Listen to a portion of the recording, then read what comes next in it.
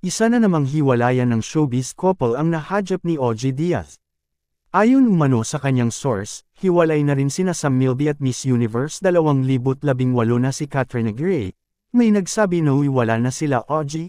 Dagdag pa ng source, nang magdiwang ng kanyang kaarawan si Katrina noong ika-6 ng Enero, tapos na ang relasyon nila ni Sam. Sabi niya, nung birthday ni Katrina Gray, wala na sila.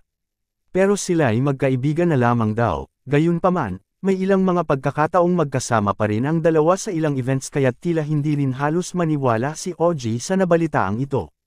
Sabi ko, saka lang ako maniniwala kung sila mismong dalawa nag-announce na wala na sila. At hindi natuloy ang kanilang kasal, sabi sa akin ng aking source, edi sige. Hintayin na lang natin. Sana nga mali ako, giit pa ng source ni OG. Parang ang rason daw ay na-realize daw ni Sam na hindi pa raw pala siya handa sa pagpapakasal, dagdag pa nito.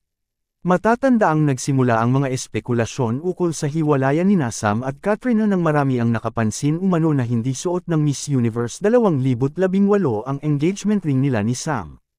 Sa kabila ng mga kuro-kuro na tila hiwalay na sina Katrina at Sam, ilang larawan pa rin ang lumabas sa social media ang lumabas, patunay na sila pa rin ay nagkakasama.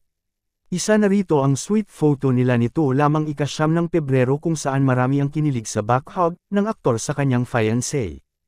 Ikaw anong masasabi mo sa balitang ito? Mag-iwan lang ng komento at huwag kalimutang mag-subscribe sa channel ko para updated kayo sa showbiz balita. Thank you for watching.